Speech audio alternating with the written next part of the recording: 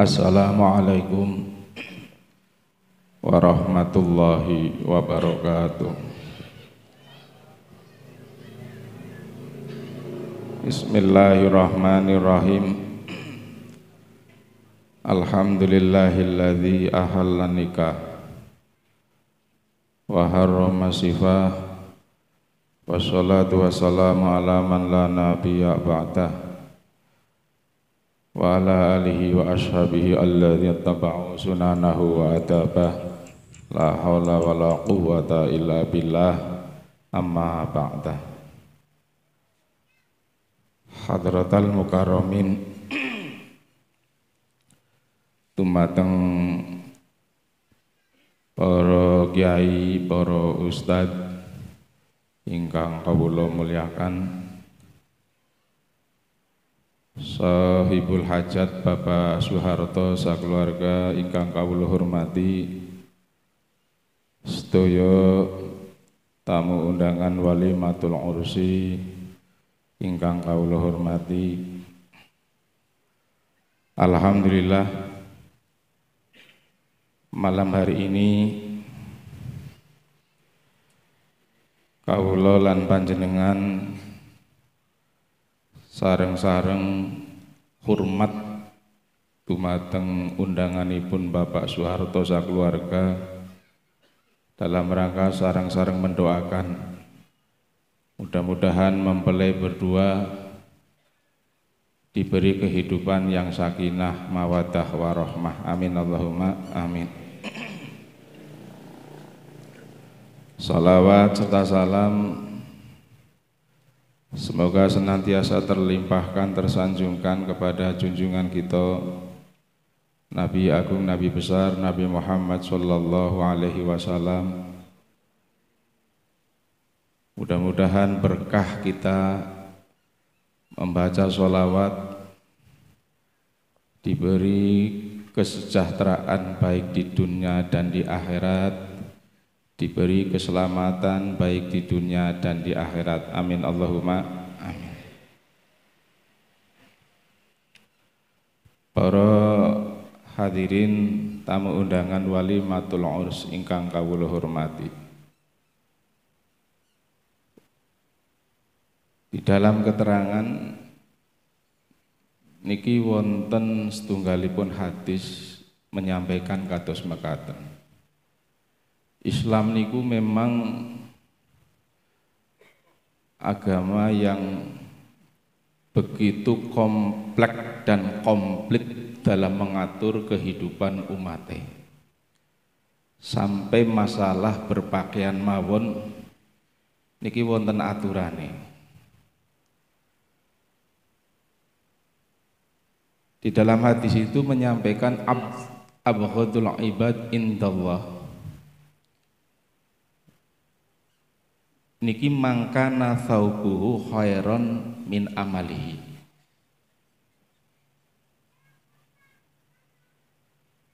Bahwa termasuk orang yang dimurkai oleh Allah niku tiyang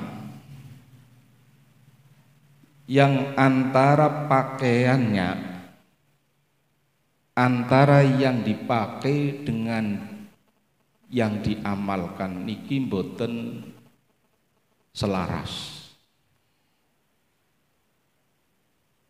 Di situ disampaikan pakaiannya itu pakaian orang soleh, kemudian perbuatannya perbuatan orang yang lacut. Ini maksudnya bagaimana? Niki kurang lebih tafsiran ataupun sarah hadisnya demikian, Pak. Kita melihat bahwa tokoh-tokoh agama terutama di Jawa, Pak, atau kiai-kiai ulama di Jawa, ini cara berpakaiannya itu sangat egaliter kalau dalam bahasa sekarang. Jarang sekali beliau itu memakai sorban dengan baju kebesaran, gamis ataupun identitas yang menunjukkan seorang ulama besar. Walaupun toh betul-betul beliau itu di kalangan pesantren itu pemangku daripada ribuan santri.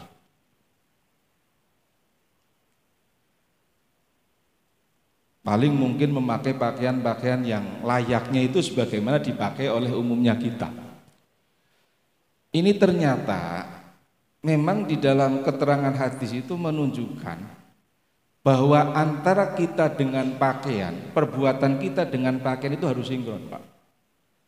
Silahkan panjenengan itu memakai baju kebesaran orang-orang soleh, memakai gamis, memakai sorban, tetapi perbuatan dan amalnya itu juga sebagaimana mencerminkan orang yang gitu mboten. Kalau panjenengan misalnya di Jakarta beda lagi, Pak. Jakarta panjenengan derek pengajian wis pokoke ningali kiambak lah. Ya. Tapi sebenarnya ini ada aturannya. Sehingga dalam hadis lain pun kita tidak boleh memakai pakaian yang suhro. Suhro niki pakaian bisa jadi terlalu indah ataupun mungkin terlalu kalau mungkin sekarang usang. Jadi panjenengan itu tidak diperkenankan memakai pakaian yang nanti menjadi pusat perhatian orang karena saking indahnya, Pak. Ataupun panjenengan walimahan kok nggo pakaian sing keleke misalnya ngapunten oke, keleke suwek. Niki dalam Islam niki ternyata sangat diatur, Pak. Boten angsal panjenengan merendahkan diri. Ya. Jadi cara berpakaian itu diatur. Niki salah satu bukti kesempurnaan daripada ajaran agama Islam. Dan selama ini barangkali mungkin yang tidak pernah atau mungkin jarang diekspos. Kita sebagai pemimpin rumah tangga ataupun dalam konsep agama itu panjenengan adalah imam. Sesuai di dalam Al-Qur'an, ar-rijalu qawwamuna 'alal nisa. Yang namanya pemangku, pemimpin itu sangat berat, Pak. Makanya Allah Subhanahu wa taala memberikan anugerah yang tidak pernah dimiliki oleh kaum perempuan. Apa anugerahnya? Inna minadz-dzunubi dzunuban la yukaffiruha as-shalah wala siyam walal hajj walakin yukaffiru al-humum fi talabil ma'isyah.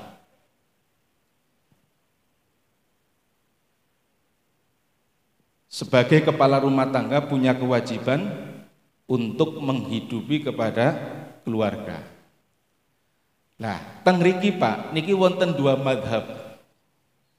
Panjenengan badhe nderek madhab yang lurus napa mboten? Kula mboten dalam rangka untuk bertanya, ini hanya sekedar apa begini. Ada dua manhaj. Orang mencari penghidupan niki mestinya kalau melihat atau kemudian kita itu sesuai dengan ketentuan itu harus betul-betul ini perkaranya itu halal. Di dalam Syarah Is'adur Rafiq dijelaskan, Pak, panjenengan sebagai kepala rumah tangga memberi penghidupan kepada anak dan istrinya terus kecampuran terkontaminasi barang sing haram, Pak. Niki, maka itu akan menjadi darah. Darah itu mengalir kepada hati, dan disitulah akan menimbulkan yang kemudian disebut dengan qaswatul qalbi. Apa qaswatul qalbi? Kalau mungkin bahasa sederhananya qaswatul qalbi ini adalah wangkot atine. Salah satu di antara ciri orang yang wangkot atine ini sulit untuk dibenahi dan dinasehati, sulit diarahkan. Makanya kalau panjenengan mengalami hal yang semacam ini tidak bisa disalahkan sepenuhnya kepada anak. Karena apa? Ada kemungkinan ini campur tangan panjenengan pada waktu mencari penghidupan ternyata bukan penghidupan yang betul-betul daripada perkara yang beda lagi dengan nanti kalau penghidupannya perkara yang halal. Tadi sudah saya sampaikan, inna minadzunub, bahwa manusia ini punya dosa. Dosa itu klasifikasinya macam-macam, Pak. Kalau ahli sunnah wal jamaah itu klasifikasinya macam-macam. Kalau Mu'tazilah niku mboten-wonten yang namanya dosa kecil, pokoknya dosa semua. Ada dosa ya, inna minadzunub dzunuban.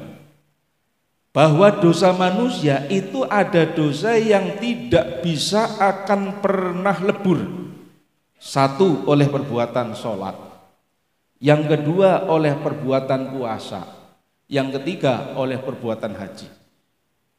Padahal kita tahu, terutama kita garis bawahi untuk yang haji, kenapa orang termotivasi semangat untuk melakukan ibadah haji? Karena kalau orang itu melakukan ibadah haji, begitu pulang dari tanah suci ke tanah air, kharaja min dunubi kayaumin waladatu ummuh. Apa kharaja min dunubi kayaumin waladatu ummuh? Niki dosane wong sing lakoni ibadah haji, begitu pulang dari tanah suci ke tanah air, ini laksana bayi yang baru terlahir, berarti suci bersih.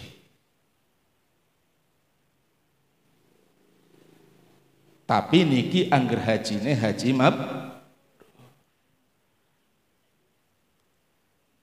kira mboten. Lah kembali,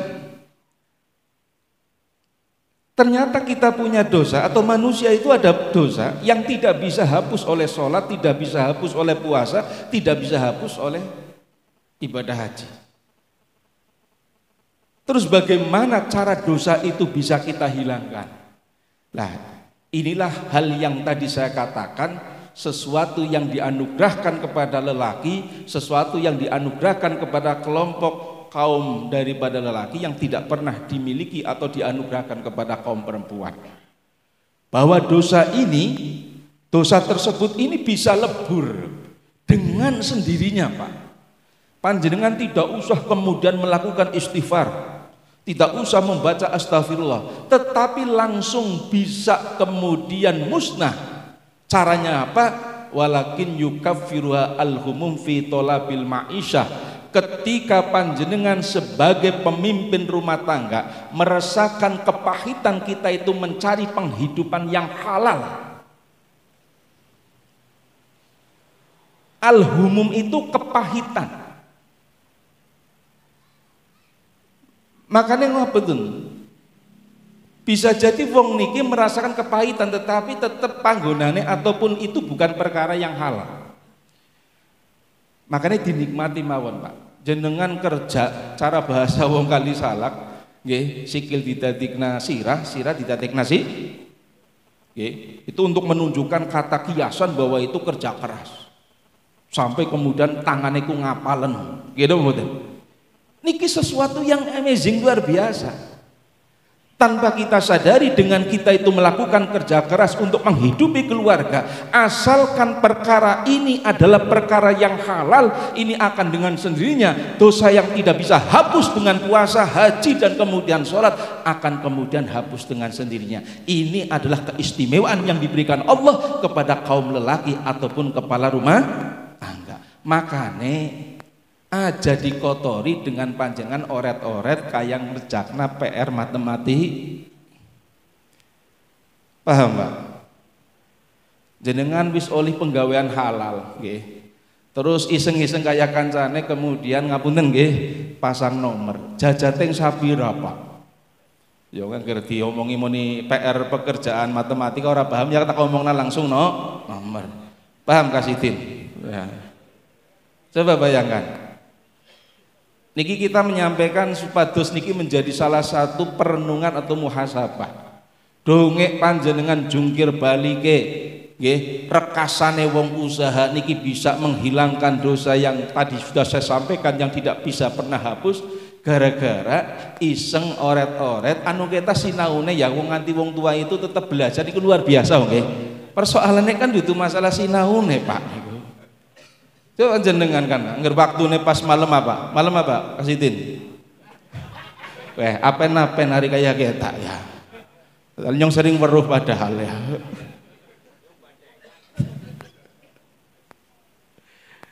Niki kula mengajak kalih panjenengan sedaya, eman-eman Pak, eman-eman. Karena siapa tahu kula panjenengan niki bukan termasuk wong sing ketinggal niki wong soleh. Nggih mboten? Bukan termasuk wong sing ketinggal itu mungkin pemuka agama. Tapi dari kejujuran panjenengan itu mencari maisha penghidupan yang halal lurus tanpa dikotori oleh perbuatan-perbuatan yang haram. Panjenengan ketika saat yang menghadap Allah Subhanahu wa taala ternyata dosa-dosanya sudah diampuni oleh Allah Subhanahu wa taala. Amin Allahumma amin. Katalah ingkang saged kula sampaikan mudah-mudahan manfaat dan menjadi salah satu motivasi kita untuk tetap muhasabah, introspeksi dan semakin ke depan semakin baik. Amin Allahumma amin. Wallahul muwaffiq ila aqwamit thoriq. Assalamualaikum warahmatullahi wabarakatuh.